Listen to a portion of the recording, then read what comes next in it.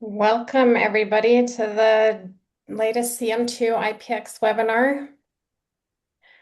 Give just a couple seconds here to get people in the room, and then we'll get started. In the meantime, I'm going to introduce your panelists for the webinar today. We have Brandy Taylor and Ray Wozni. Brandy brings over 25 years of experience in engineering and project management within aerospace, civil, military, and automotive industries. Brandy has managed many new product development projects and also implemented a change management team and competency based on CM2 principles. She has instituted change management processes globally and has improved phase gate style development standards. And Ray Wozni is a recognized leader in configuration and process management with a distinguished career spanning both the Institute of Configuration Management and the Institute for Process Excellence. With over 2 decades of experience in high-tech industries and nearly as many in executive leadership, Ray Wozni has been instrumental in advancing the CM2 methodology and shaping global standards for integrated process excellence. And with that, Brandy, I'll go ahead and hand things over to you. Okay. Wow. Ray, that was quite the introduction for us. Thanks for doing that, Susan, and for writing such great things about us. So You're pretty welcome. fun. Yeah, I'm Pretty, pretty impressed. I'm impressed with myself now. Thanks. I'm Thanks. impressed with you too. You sound really impressive. Wow. I'm glad you worked with me. This was fantastic. So, we're so great. I love it. Okay. All right. I think we're getting a pretty full room, so I'll go ahead and just kind of get started, and that way people can still join us here as we progress. So, yeah, welcome to the webinar today, guys. Let me just go back one real quick. So, back in April, we had our last webinar, and we did a little walkthrough in history at the trajectory of industrial and enterprise excellence. And at IPX, our clients are constantly looking for ways to improve, and yet many of our organizations still feel they're losing the battle against complexity, even though they're utilizing all of these amazing tools like Six Sigma, SPC, Lean, Kaizen, PMP, Agile, quality management systems, right? The list goes on and on. So it was a fun discussion. So I'm just highlighting this one in case there's anyone who missed this little history lesson, and you can go on our YouTube channel and listen to that message if you weren't able to attend, because we did record that one as well. So all right. So about today, so today we're kind of talking about from fat to fit, right? So let's talk about your companies. Is your company carrying the weight of its past? And before I dive in today, I wanted to start with maybe a story that you guys already know, but maybe through a lens that you maybe not have considered. And maybe I'll just start with a quick show of hands. Like, does anyone remember these colorful beauties? I think there was orange, blue, maybe green. I don't remember all the colors they were. We have a few people remembering these, Susan. So I remember these back in my college days. So I remember at our media union, we had a ton of these. And it was these, and then they were Unix machines, if anyone knows what that is. But like none of the Macs worked. They were just so crappy at the time. Like I hated them. And I just thought, man, there was no way that this company is gonna be successful, right? Because they had a really rough time. And if you guys remember back in the mid 1990s, Apple was really on the brink of a collapse. They had brilliant people, they had a global brand, but underneath all of that, their foundation was a mess. Apple had dozens of overlapping product lines. Each team kind of had its own version of the truth. Requirements were unclear, changes were uncontrolled, and product data lived in silos. It's amazing to think that Apple was in such a mess. So they were spending enormous amounts of time and money just trying to manage their own internal chaos. And for those of you who are CM2 privies, in CM2 terms, right, Apple was carrying a massive process fat, and they were not fit, and the hidden factory was running the company. And here's the important part. Apple wasn't failing because they lacked innovation. I think they've proved that over time. They were failing because they lacked clarity. They were failing because their product data couldn't be trusted. And, when Steve Jobs returned, like around 1997 or so, he didn't start if you guys remember, by inventing the iPod or the iPhone. He didn't start with creativity or speed. He really started with the foundation. And he cut complexity. He cut the product line from dozens of models down to four. He eliminated exceptions, redundancies, tribal knowledge. He rebuilt Apple's business operating model around clear requirements, controlled change, and a single source of truth. So, yes, Apple did literally installed a new product operating system, but more importantly, they installed a new business operating system. They rebuilt their information architecture. They rebuilt their product data discipline. They rebuilt trust in the data that drives good decisions. And once that foundation was clean, stable, and governed, now Apple could scale. And that's when the innovation took off, right? iPod, iPhone, iPad, everything I. And I'm a huge Apple person. So, and it's not because Apple suddenly became more creative, but they're successful because they finally became fit. And so, that's the point of today's session is you can't scale chaos, you scale clarity. And you scale trustworthy product data, right? You scale that foundation that's really built to last. And sometimes I think we're on the day-to-day solving problems, but we're really solving systems of something much bigger. So that's really what we're talking about today. And I think this example of Apple going from bloated to and reactive to more disciplined and unstoppable, any organization can do this. And when they commit to focusing on improving their core, that's really what we're talking about here today. So let's go ahead and just kind of continue. So, is your organization fit or fat?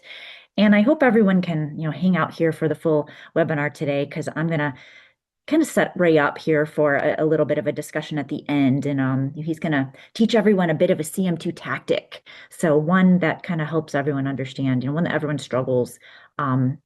And I think it'll be a really fun one. And then we have a parting gift for everybody. So, but the heavy cost of a hidden factory. So it's June, at least for a few more days here. It's almost halfway through the year. And honestly, this is around when I start to reflect back on the resolutions that we had for the year in January. And somehow January only feels like it was a couple months ago, but here we are mid-year already. Um, I think, does anyone else do this in June and July? Kind of think back that how the heck did half the year go already? And did we really accomplish anything yet? But for many, individually, January, I know at least for myself, this is a recurring thing for me is January is a season of new gym memberships, diet plans, maybe just resolutions to get back on track. In businesses, it's often pretty similar. Corporate strategy, let's get more efficient, let's clean up bad habits, let's reorganize for fresh initiatives. But what happens when business leaders actually look in the corporate mirror and maybe reflect? And are the goals that they set really achievable? Or do we just have another flavor of the year or Jenny Craig of the month? Most organizations are carrying a massive amount of processed fat accumulated from years of bad habits. And typically people don't want to go and do the hard things, right? We end up having band-aids from audit findings, extra approvals in the process to catch what we never really found a root cause for, extra business processes floating around in team folders or in SharePoint that aren't organized. They're not updated, they're not linked, right? It's kind of that proverbial digital junk drawer. We all got one of those in our kitchens. Darn well we have a few of these at work. And so these are supposed to be our collection of business best practices, right? And they're kind of a mess sometimes. And so, often another thing is we see leaders, as leaders, we incentivize the wrong behaviors unintentionally. We praise the firefighters, I call them the save the dayers, who are applauded for saving the day and urgently working around the process with permission, right, to fix something instead of incentivizing doing things the right way in the first place, or for fixing a process that no longer or never really worked for anyone. So in the business world, we call this corrective action. And as you can see, many companies, often many of the ones that we are working in, are trying to run a race, but are being weighed down by these heavy backpacks, filled with rework, expediting late orders and relying on tribal knowledge to put out small fires on the daily. So key individuals are spending, almost half of their day on reactive efforts instead of the proactive work and value added work that really actually hired to perform. So, I guess real quick, I think I'm getting passionate here, but Susan, I think I've got a quick poll here. I think our first one, if you pop that one up, I'd love to just ask, how many of you guys in the room have goals and objectives at work that are tied to improvement, reduced waste, cost cutting, or to support a new initiative this year? And, I'd love just to hear and see. I'm assuming that this might be the majority of us, but I could be surprised. Yeah, so far we have 0 no's. Okay, zero no's. All right, awesome. Okay, and then my next question, move on to the next poll, Susan, is another quick one here is let's be honest, who's a save the dayer? Who's that person out there that is incentivized to go and clean up the work that was done terribly and they go fix things and they get praised? Is it me? Is it not me? Or maybe you know a few? I'd love to see who admits this. I know I admit it. I think we all fall in this, I'm hoping, but maybe not the case. Maybe some of us really want to just focus on doing things the right way. Tell me what you see out there, Susan, when you get a chance. We got a lot of people who know a few and a couple Yeah. that Or are there's there. people that are usually, kind of known to be that person too in the organization, right? And so, and sometimes we get a little frustrated with that because those are the people that go fix everything at the end. They get all the credit, but all of us doing the right thing here at our desks don't get a lot of credit for that, right? So, okay. All right. Thanks, Susan. All right. And I think just like physical weight, this operational drag is incredibly heavy. We measure this in classes, right? And with our services group, 40% is the number that constantly comes up or more of total resources are wasted on fixing what's not done right the first time. We call that hidden factory, right? It's a process outside of the process. It's a massive drain caused by intervention resource expenditure. So, it's all of us dealing with fixing mistakes and clarifying ambiguities. Imagine trying to run a marathon or maybe even it's a 5K. Let's go small while carrying a backpack that weighs nearly half of your weight, right? That for extra 40%. And that's just the reality for our businesses. So before I move on this one, I think I got one more poll here, Susan, on this one. I'd like to see how much of your time, if you were to just to pick a number, is spent on that reactive work, not proactive work. Like when you show up for the day or for the week, are you guys doing proactive work, the work that you plan to do, or do you end up spending half of your day with whatever fresh crap just dropped on your desk that morning? I'd love to see if what people are feeling on this. I'd love it to be in the 10%. That would be a really great place to be.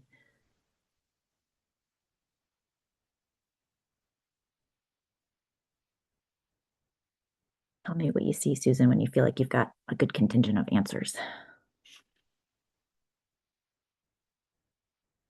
All right. Okay. Yeah, there's a decent good 40% more. There's actually yeah, 10, 20, 30. Okay. All right. And I guess I didn't put none. I guess we should have put a zero in there just to see if there's anyone who says that there's no way I don't do any reactive work on the daily. But there's always usually a lot of room for improvement here, right? And if you travel across the business, this becomes a pretty big deal. All right. So a look at the clogged arteries of the enterprise. So let's, I'll play Dr. Brandy here. Let's look at the medical scan of the business here to diagnose the root cause.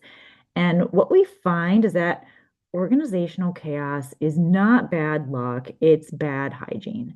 So the arteries of the enterprise are clogged with unclear requirements and uncontrolled changes.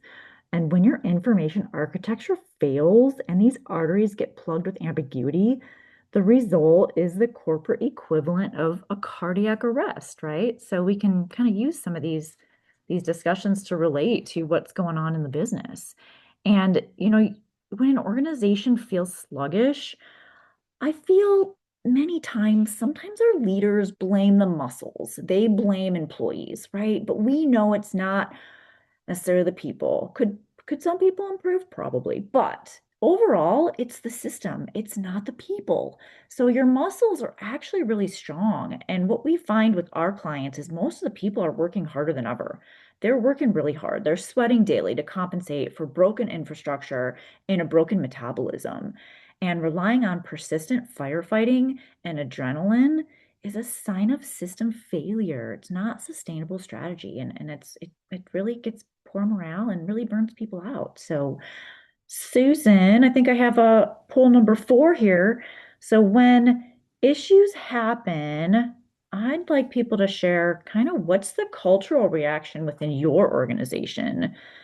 Do people get blamed? Do we blame the data? Do we blame the tools? Do we blame the process? And maybe it can be all of the above. I'm just wondering, typically, are we blaming, the process, thinking about things that we can actually fix?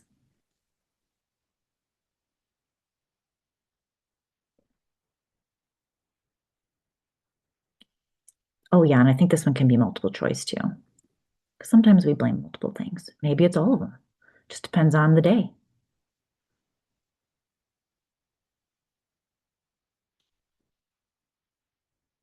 All right, we got a little bit of everything. All right, we got about half the people are blamed here often.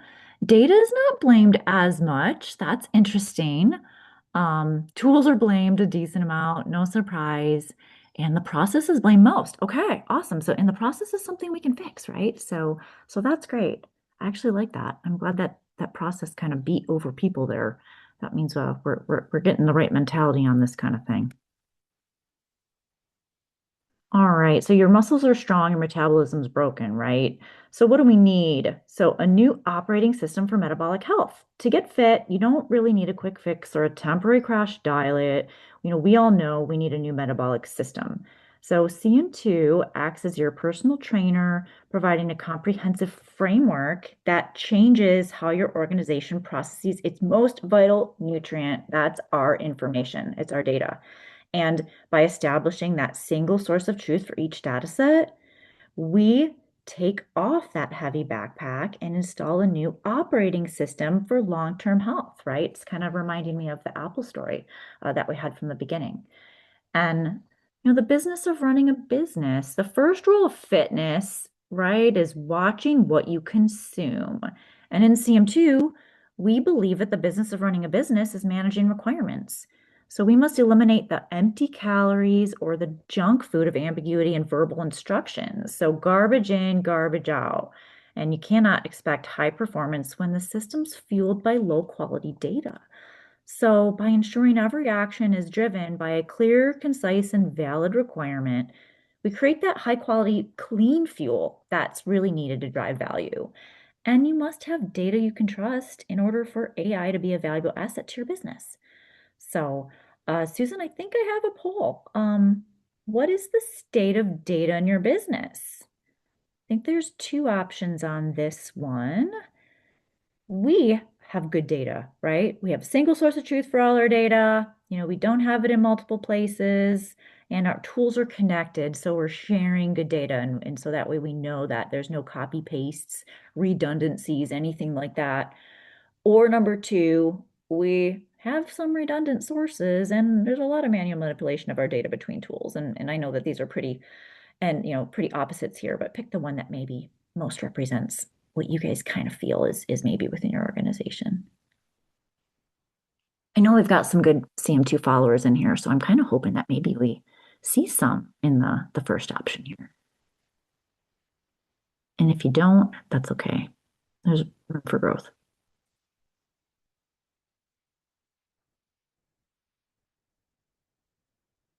All right. Okay, good. We do have some. Hey, I'm going to give you guys a high five. I see 5 out of 27 that feel like they've got good data. And then a decent chunk, I guess, is no surprise, right? We've got redundant sources. We have a lot of manual manipulation. There's a lot of great people in here that are holding up the walls and making sure things are right, right? There's a lot of tribal knowledge. So, I think a healthy body requires that robust circulatory system, right? And a healthy business requires a digital thread to transport accurate data across the enterprise and clear clogged silos. And furthermore, we must establish a steady heartbeat through a closed loop change process. And instead of operations kind of stopping cold every time a change happens, our enterprise change assessment kind of acts as the brain, right? It's analyzing impact before moving to ensure decisions are data-driven and not gut-driven.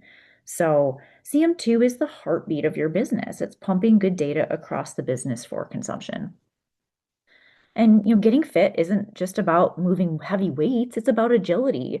And it's not about starving the business, it's about conditioning it to balance that rigor with speed, right? We control our speed by using the fast track process for the majority of our routine changes, keeping the organization moving without unnecessary bureaucracy.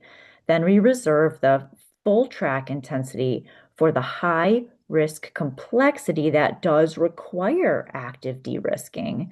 So think of it as kind of high intensity interval training for your enterprise. And the ultimate result of this corporate workout is peak performance. So I know we all want that. We all strive for that. Sometimes some of it is within our realm and sometimes it's not. But becoming an evergreen organization, a CM2 fit organization doesn't just survive, it thrives. And we see this, we see this in businesses every day. And when you cross this finish line, the ROI is super clear, right? We get that predictable revenue, we get margin protection and sustainable and scalable health. So you gain that agility necessary to turn constant change into that competitive opportunity. And you get first time yield upstairs as well as downstairs. So I think at this point, operational excellence is not a one-time project. And next January, I encourage you guys not to just set some fad diet resolutions that will be forgotten by March. Commit to your lifestyle change, install a new operating system, and get CM2 certified if you're not already. So to kind of wrap up our overview here, and I'm going to hand off to Ray to have a little teaching moment and share some of the CM2 tidbits here. But CM2 strengthens your organizational core across the board, right? So we establish product quality and requirements traceability, so you have consistent conformance and trust. We stop exponential resource waste through data integrity, get things right the first time on that left side of the V model, and eliminate some of that ad hoc chaos through robust change implementation, right? We've got the secret sauce for this. So we've got the GLP-1, you guys. It's called CM2. So ultimately, we shift your processes from being a cost center to a profit lever.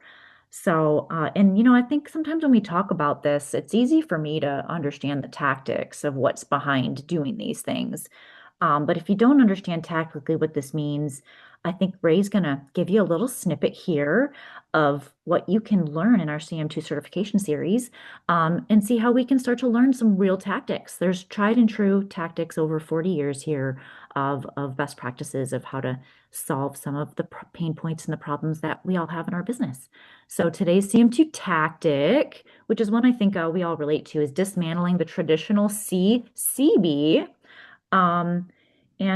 That's change control board to properly, level the load, eliminate some bottlenecks and support, that our resources are properly prioritized. So Ray, I'm going to hand it off to you to kind of take the baton in this relay race of ours of getting fit and let you talk about the CRB.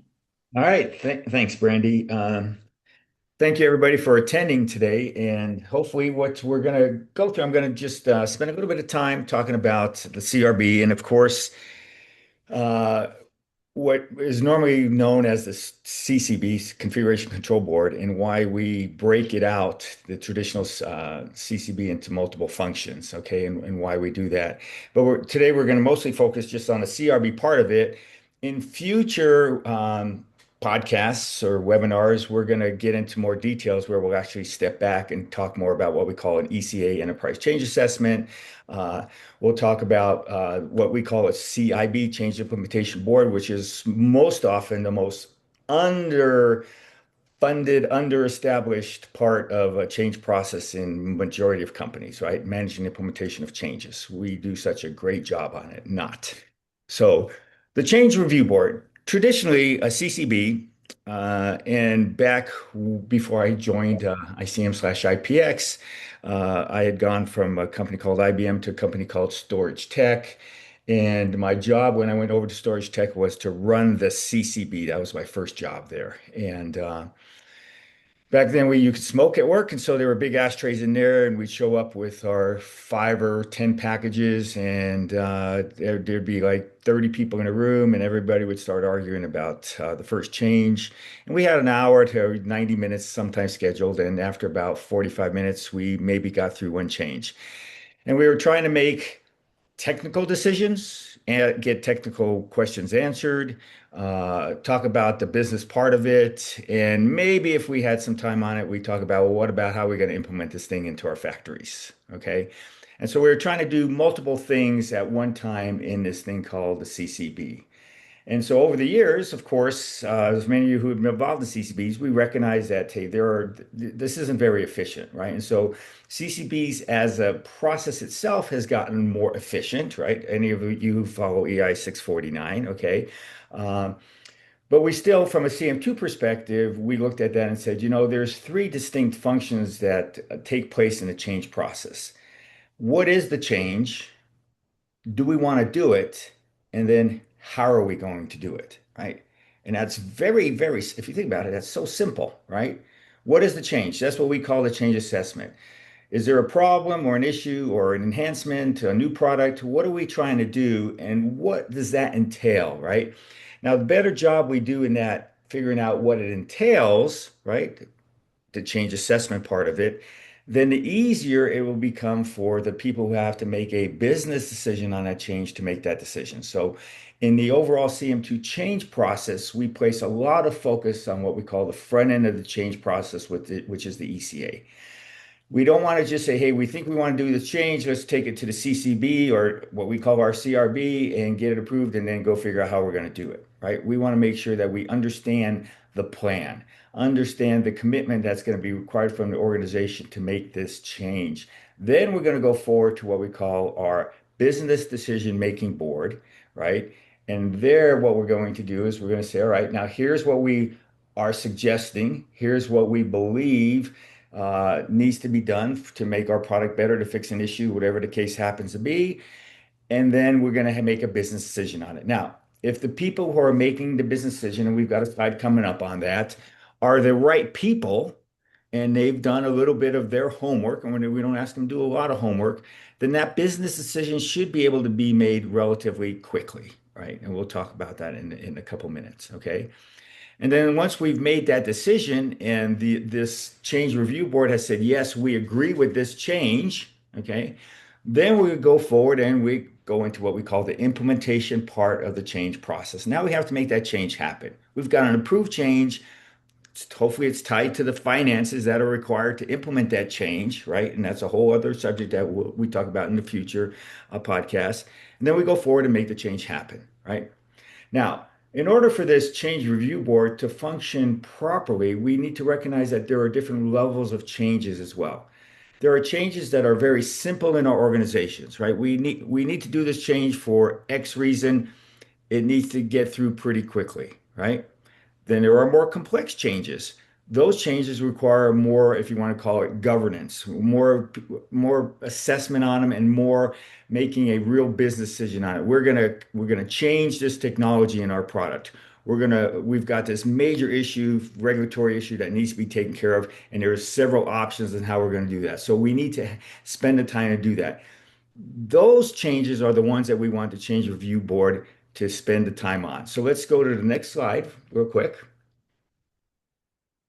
And so what we talk about is a process called fast track versus full track changes. Okay. And organizations have different names for this, low risk versus high risk type of thought things. But basically what we're saying is all changes have to go through some kind of a change process. But the people who are going to be making the business decisions, and in our model, those are usually at a mid-level, a minimum of a mid-level role in the organization. They're also the ones that will make a decision as to what changes they don't need to see because they empower their employees and they trust their employees to make these low to medium risk decisions. And so when you look at this volume funnel here, right, all of our changes are going through a formal process. A high volume of those changes, if you looked at it, are just to keep the big wheel of the company moving forward. Do those changes really need to go to this formal board, or do they go through a controlled process called what we call a fast track change process? Okay. Then we have those in this diagram here, it says 20%. And again, the percentages can be different depending on what business you're in, whether you're highly regulated, where you're just producing consumer widgets, right? So those volumes will change.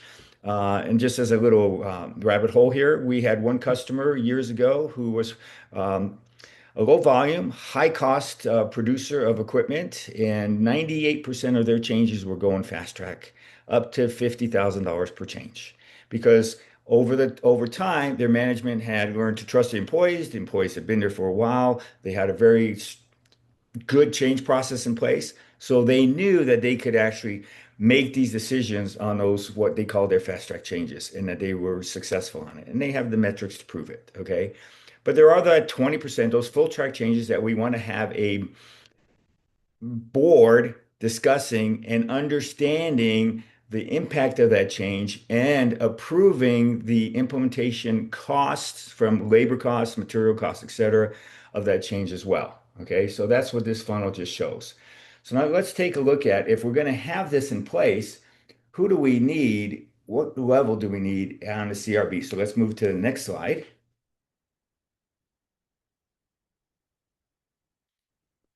And so our members in the CRB, and this will vary within industries. This will also vary on the type of change, because one of the things in CM2 we talk about any information that pertains to quality, schedule, cost, profit, the environment, our company brand, our company reputation needs to be under some kind of change control. Typically, I'm going to guess that most of us here today are probably representing some kind of products, okay? But if you think about it, information that has to do with our marketing, with our HR, et cetera, with our processes needs to be under change control as well. So these members would change depending on what kind of information is going funneling through the change process, all right? But and typically, I'll have some kind of cross-functional representation, meaning I've got somebody representing engineering, operations, purchasing, planning, cost accounting. And again, if I'm a director, I may be representing multiple functions from the manufacturing side, right? And so what am I responsible for? I'm responsible for evaluating the timing, cost, and benefit of a change. I am not responsible there to approve the technical content of a change. That's done during what we call the change assessment phase, where we've got the individuals, the engineers, the manufacturing engineers, the people from purchasing, the purchasing agent, those who are dealing with this change on a daily basis, saying, this is what we think we need to do. These CRB members are saying, yes, we see this change. We've looked at it. We approve the timing, the cost, et cetera, because there's a benefit, or even if there's not a benefit, we don't have a choice, but we need to do this change, so we're going to commit the resources. Okay. Also involved in this whole CRB process is what we call our change leaders. And our change leaders, we have what we call change leader of the front end of change process. We also have these other roles as needed: change implementation leader and audit and release analyst. These are all configuration management roles in the CM2 process, right? And these leaders, the change leaders, responsible for coordinating the, if you want to call it, the process of the change itself. As a change leader, I'm not the change owner, right? There's a change owner, and that could be an engineer, it could be somebody from a different part of the organization. They own the change. I'm there to make sure that the process is being followed, that the right information is being captured properly, so that when a change comes forward, I know whether it can go full track or fast track. I know what information needs to be there for the change review board to make a good decision on that change, right? That's one of my roles. And there's a lot more roles that the change leader is involved in, and we get into that in our training and in future webinars. The change implementation leader, the reason that they could potentially be involved in change review board is they have to manage the implementation of this change into our organization. And the reason they could be involved is this, if our change has to be implemented across into multiple factories around the world, that complexity could be a cost factor in the implementation of the change.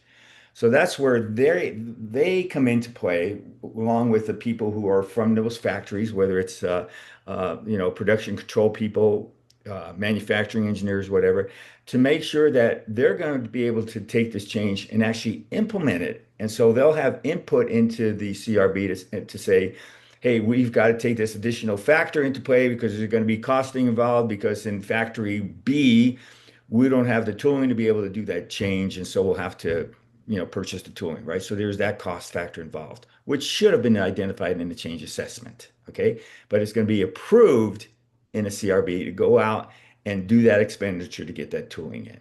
All right. Then, of course, we have the change owner and any subject matter experts in a normal, mature CRB process. We usually will not have the change owner at the CRB meeting. Change owner, and I'm just going to use the example of an engineer. My job is to do engineering. All right. I've proposed this change. We've done a proper change assessment on that change. The change package should stand alone. I should not have to go forward into my CRB meeting to explain the change again to a group of people, right? The change package should stand alone. If the CRB members, as we'll see coming up in a minute, if the CRB members need some additional information, they're going to get notification of the change. If I have a question on it, I can certainly reach out to the change owner. But normally, we don't expect the change owner to be there as part of the CRB. Okay. Now, if it's a highly complex regulatory issue that we've got, regulators breathing down our back, and we want to make sure that every single thing is crossed because we're, potentially could lose money. Yeah, probably the change owner will be there. Okay. But normally, for most of the changes, even that 20%, they don't need to be there because the change process and the change package ensures that I've got the right information there. And we have this role called audit and release analyst. They're also there to support. They're an audit function and change process towards the end of the process. We're revising everything about this role in the CM2 model, and it's pretty exciting where we're leading. They play a very key role ensuring that the data that we're updating is part of our change package. That data, the bills of materials, any information, the process instructions, etc., is done when it needs to be done, and it meets the criteria that it said it was going to do as part of the change assessment. Okay. So that's that role there. So let's move on to the next page. We're going to take a look at how often do we have these meetings, right? And I'm going to start off with saying that ideally, and what we have seen over the last 30 years is when the meetings are face to face, they're more efficient and we get better results, right? Routing packages, especially for business approvals, is it's actually one of the reasons that PLM systems became so well liked back in the early 2000s because everybody thought we could just route things around in the PLM and everything would get done and it would be great. Well, I'm sure you've all heard lots of stories about somebody approving something just because somebody else approved it, or I'm not approving something because I'm waiting for somebody else to approve it, right? So a face-to-face meeting is preferred, and reducing the number of approvers on a change package is critical. We have customers who have 25 or 30 approvers on a change package. Way too many, right? And again, thinking back to what I mentioned earlier, having the right level of people making a business decision, right, should be less. And normally what we have seen 5 to 7 is usually more than enough people, right? If they're second level, director level, VP level, and we have organizations who have their VPs running the CRB, okay? Uh, so usually we have some kind of a schedule, whether it's a weekly cadence, we usually schedule some time for it, depending on a number of CRs, change requests that we're going to be reviewing. We try to keep it to about less than 15 minutes per change. So if you do the math there, it says if I have an hour, then I can usually schedule 4 or 5 change requests in there maximum. Okay. Now I'll tell you, I have customers over the years who are very efficient at this. They can manage 10 to 15 changes in an hour, no problem. We have other ones who struggle to get one or two done in an hour. And so sometimes, yeah, I may have to have multiple CRBs during the week, right? Tuesday and Thursday maybe because of the volume of changes, right? And remember earlier I mentioned a comment. Who makes the determination as to what changes can go fast track is the people in this CRB. If they're seeing 50% of the changes coming through and out of that 50%, 80% of those are being rubber stamped at the meeting, I would hope that the change leader working with that board meeting would say, why are we reviewing all of these when you basically just rubber stamp them and they all go through? Right? And over time, we can develop some, certainly we can look at some data and say, yeah, these changes, maybe they should be going fast track, right? Fast track doesn't mean they're outside of the change process. It just means they're not coming to this meeting, right? We're moving forward and we're letting individuals move forward with the approval and implementation of the change under the guidance of the change leader. All right. So that's the cadence part of it, and then let's take a look at on the next page where we talk about kind of the schedule that we try to see around that. We want to give the people in the CRB, we want to give them enough time. So usually we want to try to at least 2 days ahead of time. Um, Tell them here's the schedule that what we're going to be looking at for next week, next week, next meeting. Here's the changes. Here's a brief description on a change, and that gives them the opportunity that if they have a question on it, they can take that extra time, that extra day to review and talk to somebody if they need to, right? So those any clarification should not wait till the meeting. It should be done prior to the meeting, and they can work with the change leader, right, to contact the change owner or to contact one of the SMEs that was on the change. And again, remember, these people are representing different parts of the organization, so they should kind of know what's going on in the organization. And if it's an important, critical change, they certainly are probably already aware of it. Right. And so what they're doing now is just taking a look and say, oh, here comes this change, or here comes these three changes coming through that are really big changes for us. Now I need to make sure that, yeah, I've contacted my people. They're on board because they were involved in the change assessment. I still have a question on this costing part of it. So I'm going to talk to somebody and find out what that is. Right. The CRB is not a review of the design. Right. It's a business decision. And that's a key element. When we start, all of a sudden we get to the CRB and we start talking about some design parts of the change. That to us is a symptom. And it's a symptom of we did not do a good enough job in the change assessment to make sure we understood what the change was. And we understood what we needed to do to make it better or fix it, whatever the case happened to be to go forward. And now we're at the CRB meeting, and now we're going to have to either go back or we're going to have to, try to make a decision. And that's where we run into these bottlenecks, right? So the change process has to be well documented. The CRB is part of the process. It has to be well documented with what the steps are in the process and what needs to get done, which kind of leads us into the last few slides that we're going to talk about. So the next slide we're going to talk about. So how do we make a business decision? And again, this one has to, every organization is going to be a little bit different, right? At a minimum, within our training, we talk about, hey, people have to attend, you have to have a quorum, right? As a minimum. If you're working on certain government contracts, if you're working in certain industries, the decision may be, hey, everybody has to approve this change or the change doesn't go forward. And everybody meaning the 5 or 6 or 7 people that are in the CRB. If one person doesn't agree with the change, then the change either goes on hold to see if we can resolve that or it doesn't go forward, right?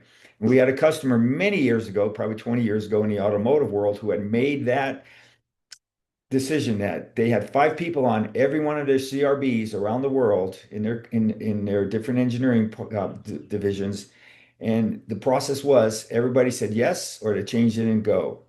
They were also all trained that if the change didn't go and it should have gone, or the change went and it shouldn't have gone, they were the ones that were going to be held accountable. And so the process was kind of self-fixing if you think about it. And if you think about parts of the world where these people were responsible for making these business decisions, right? So And yes, people go on vacation, but if they go on vacation, our process, and again, our internal process must state, so what happens then, right? If I send a designated alternate, they should be fully empowered to vote for me, right? Which means they have the authority to approve finances, man hours, whatever the case happens to be, they have the authority to do that because I'm sending them as my representative, okay? Um, Additionally, as if I know I can't be out of town and I don't have anybody that I can send who can do that, I can work with the change leader and say, I'm approving the change for my organization as long as everybody else approves it because I have reviewed it. And therefore the change leader can either assign the vote, they can assign the vote to another member or to the change leader to do that. But typically what we have found over time is that when the people in the CRB, the right people in the CRB understand the importance of what they're truly doing there, it becomes a very powerful meeting because that's where they're driving the finances of the organization, if you think about it. Change costs money. There's no such thing as a free change. And so these people are there to set the criteria on what we agree can go forward without our review, and also what we need to review, and we know what we need to do to make sure that we're making good decisions so that 2 months from now we don't see an issue where we should have never approved that change because the return on that investment was not going to be there. Okay. Uh, so sending a proxy with pre-directed voting instructions sacrifices the crucial advantage of live cross-functional debate. And that's why we state that in the ideal world, we have a face-to-face meeting. And face-to-face, yeah, in a perfect world, it would have been in one room. But again, with the technology we have today, you can have a face-to-face meeting with Google, Microsoft Teams, Zoom, whatever the case happens to be. So that's a lot easier to do that. Okay. All right. So then let's take a look at the how we hold the meeting and then how we actually record what's happened at a meeting. Because every decision made at a meeting is an official decision, right? And we'll talk about what happens when when we decide not to do a change, right? So the first thing that happens is, of course, as I mentioned, we send out the notice, right? These are the changes that are up. Make sure that we have the right members there, and if we've got the right members, we've got the right approval threshold, and then if there was a proxy needed, that proxy is either there or we agreed if our process said that, hey, we just need a majority attendance. So if there's 8 people and 6 are there, we can still go forward with that change, okay? Which I personally don't 100% agree with because maybe those 2 that weren't there, the impact of that change to their organization may be critical, right? And so having either a proxy that's fully designated and aware of what the change is the preferred if somebody cannot attend, okay? Uh, so if the three-quarter majority is met, minority dissenting votes are officially recorded as approved, right? Depending on what our process is. Remember, is it everybody has to approve, or what if one person doesn't approve? Do we still go forward with the change? But we document that, but we still go forward as the change is approved, okay? And then we record that as part of the actual change package, right? And for those of you who have a PLM system in place, everything we're talking about here can be a workflow in the PLM system, right? It's easy to accomplish, right? And again, and we don't have that here, but in my training, I always talk about one of the things we have to be aware about, and I'm sure all of you are, is PLM systems. One of the things they're really good at is sending out notifications. And so what we don't want to do is bombard people with 50 notifications on one change, and especially if there's going to be a change to it, and then we got to go back and send it back through. People start building filters and start not paying attention to emails from the system. So that's kind of a side note to all this is be careful on how many system notifications we send out. Okay. Uh, so then what happens, right? Next page. What happens when we're going forward and we're at the meeting? So if we approve the change, it goes forward to what we call a change implementation leader and what we call a change implementation board, the CIB. So this board is saying, yes, we approve this change, right? So our change request and CMT model is now going to become a change notice. And if there was an urgent change, which I didn't talk a lot about, right? But sometimes an urgent comes through, If an urgent comes through, yes, then we may have to have a very quick, I got to call a CRB meeting for this afternoon because we've got a line down and we have to get this change approved and it's going to require this much funding. Everybody's running around as we normally do, and we're gonna make a decision. We're gonna go forward, right? And we do have a saying in the CM2 model, and I'll just share this with you. I cannot, as a change leader, if an engineer or somebody else in the change process thinks something is critical, this change needs to go forward, I can't stop them from saying that, right? I can't stop somebody from saying, yes, I think this change needs to go forward as an urgent. Okay. As long as they meet the criteria from their perspective and their part of the process, they can do that. But only the change review board can approve an urgent for implementation into the factories, into the rest of our organization. And why is that? Right? If something is truly urgent, what are we saying to our organization? Stop what you're doing. We have to spend resources on this. We may have to scrap material, whatever we have to do. There's a lot of financials tied to that. So we want to make sure we have the right people reviewing that from a business perspective and saying, yes, we agree to go ahead and spend whatever money is necessary to implement that change, right? And we're going to monitor it, and the change implementation leader is going to be communicating to us, et cetera, et cetera, et cetera. All right. Because we have seen over the years where something just goes forward, right? First of all, when everything is urgent, nothing is urgent. And if you're processing more than 10% of your changes as urgent, you're in what we call remember that 40% number that Brandy was talking about, yeah, you're operating in that mode because we're fighting fires all the time. Why are we fighting fires? Because either our processes are lacking, something's going on, and we're not able to accomplish things in efficient manner. So we start processing things as urgent because I need to get it out by Friday because I made a commitment. Okay. And so having the right urgent processes is critical as well. And that's a whole different subject. But yeah, and there has to be an understanding that for implementation purposes, only the CRB can approve something urgent. The CRB also can cancel. They can say, you know what? We actually took a look at this change. We looked at all the numbers. We looked at our forecasts. We looked at information that you, the rest of the organization who are working on this thing, are not aware of, and we're not going to do the change, right? We're going to cancel it. And depending on the organization, they may or may not have to or should give a reason because there may be a reason that the rest of the organization cannot know for whatever, uh, proprietary, whatever it happens to be. But they do have that choice, right? And then the third is clarify. They thought they had enough information. Maybe the thing came through too quickly. Maybe it's a little too complex. They're not sure about what's going on, so they can send it back for clarification, right? They can send it back and say, "Hey, we need some additional information on how this thing is going to implement in the factories out in Asia." Right? We don't understand that. Where's the cost in that? Or this cost seems way too high. We need somebody to go back and take a look at that. So they can certainly do that for clarification purposes as well, right? And again, this all kind of ties in as the better job we do in the change assessment, the easier these decisions become, right? Uh, so that's kind of the CRB process from a high level. And again, the CRB is kind of in the middle of the CM2 change process, and it kind of ties everything else from the change assessment, from this role we call the change leader and the change owners, into the right side of things, where the implementation part of it, where we have this called the change implementation board, where we have all the individuals who are working on implementing this change, right?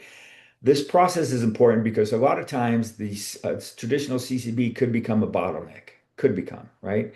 Uh, and so what we want to try to do is make sure that our processes are documented, that we have a consistent CRB across all of our organization. So if we have multiple CRBs, everybody is following the same process, and everybody in the organization should know that I cannot move forward with changing something without going through a formal change process. Okay. So the last thing we have here is just a little checklist. It's an example of a checklist that we use. Um, Wait, there's a question here. What about changes that are relevant but resources are available? Oops, I didn't get to read that whole thing. Hold on. There's some chats here. but it could be on a backlog and be part of other changes. Yeah, and that would be part of the decision that they can make where ideally, if I know a change is relevant, but we don't have resources available, that really would be and should be identified as part of the change assessment, right? And as during the change assessment, because it could be, and again, there can be different parts of the organization that we don't have the resource for. But let's say in this particular case, the uh, our we've got a factory that's building this product line, and they don't have the capacity right now. And yeah, maybe they're going to have capacity in about 3 months, but right now they don't have the capacity to implement this change because reason X, Y, and Z, right? And so during a change assessment, we could hopefully identify that. And two things can happen. We can either say, well, let's hold on to that change until they do have the resources available, and that's where the change leader comes into play. Or we can say, well, you know what? We want to make sure we move forward with this change because we want to get it on the business dashboard. So let's go forward with but part of that change package would be letting the CRB know that we want to get this approved so it's in our business dashboard because maybe we don't have the funding yet to do that change, but we believe the funding will be available in 3 months, 6 months, 90 days, whoever, whatever it happens to be. So they could approve it and they can approve a change and say, hold on to that change for a period of time, right? So the CRB, which is the leadership in the organization, has the power and when used properly, it can truly manage the change process from a business perspective. And that's what we want them to do, right? Is to be able to do that. The whole combining changes, we get into that, but usually if a change is what we call a full track change going forward, it's we're making that change for a reason. So not often will we combine that or wait for another change to come along with it unless it's a required change, right? For example, maybe I've got some new technology and it needs some new software to go with it. So those two changes have to go forward together. One change is ready now, the other change is not complete yet, right? But normally, if I'm going full track, it's a change that we believe we need to do in the organization. Uh, and therefore we should go, we want to hold on to it, or normally we're going to go forward with it. Okay. And we just take a look at another thing here. Third option, partial, mostly single source of truth with still some, okay. Uh, that was earlier. That would have been for Brandy's. Did you see that comment, Brandy, from needing a third option, parliamentary single source of truth? I forget which site it had to do with, but there was one. But this functional activity screen here, this is a list that we use when we're working with customers on the service side, where we actually go through and I mentioned to you that there's a lot of things that happen to get ready for the CRB and during the CRB. This functional activity list here shows a lot of different elements, and I haven't really counted them, but there's probably, I'm going to guess, there's over 250, if I recall correctly, that we consider, right? And this is so if you think about it, it's the roles. And so a particular role, what am I accountable for, right? So if I'm representing finance and I'm on a CRB, what do I need to do, right? And so there'll be some elements in there, and then the costing part of the changes, et cetera, et cetera, et cetera. So this is a very very detailed list. So and we put this here just to let folks know that the implementation of a CRB is not just saying, hey, we're going to have people meet to make a decision on a change. There's a lot of work that has to take place prior to the meeting. There's work that has to take place after the meeting. And then, of course, we have to make the decisions. And so when we're working with an organization, we try to build that if you want to call it that, what Brandon was talking about. We try to get fit up front in a process to make sure that we're truly capturing with the right people what is the change, what's it going to cost us, what's the impact of it, okay, making a good business decision on it, and then being fit on the right side of it as well as to now I need to implement that change. What do I need to be able to implement that change? And so having this checklist in place allows us to work with our customers, say, right, based on roles, here's what everybody needs to do. Based on a board meeting, here's everything that needs to take place. Based on all these workflows, here's all the steps that need to happen as well. So we take this very seriously. So So with that, are there any last, because I think we're up at the top of the hour. Yes, we are.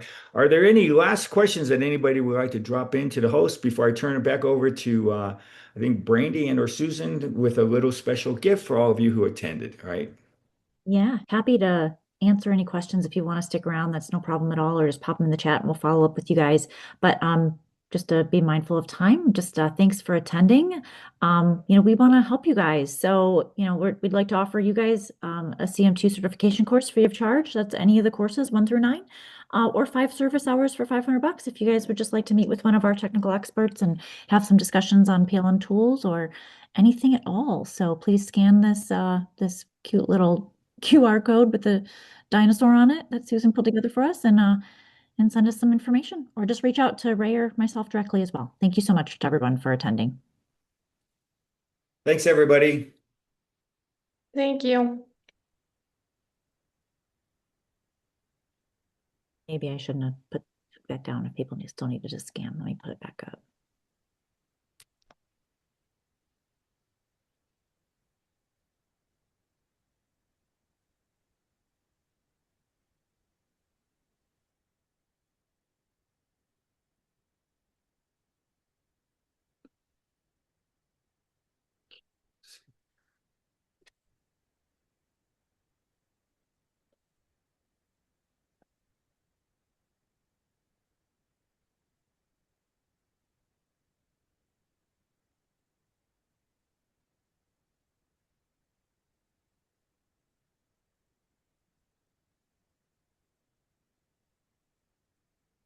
Chris Warden, I don't get any video. Well, we have recorded, so we can definitely put this on the YouTube channel and share with everyone who was in attendance. Okay. Yeah, we'll share the recording with everybody. Okay. Yeah. And Chris, if you want to oh, he sees this, he can't see the QR code. Okay. Uh, so do you want to just send Chris a Yeah, we'll send out an email with a link to the page and a recording of the perfect? webinar. Okay. All right. Okay. All right. Thank you, Thanks, everybody. everyone. Bye-bye.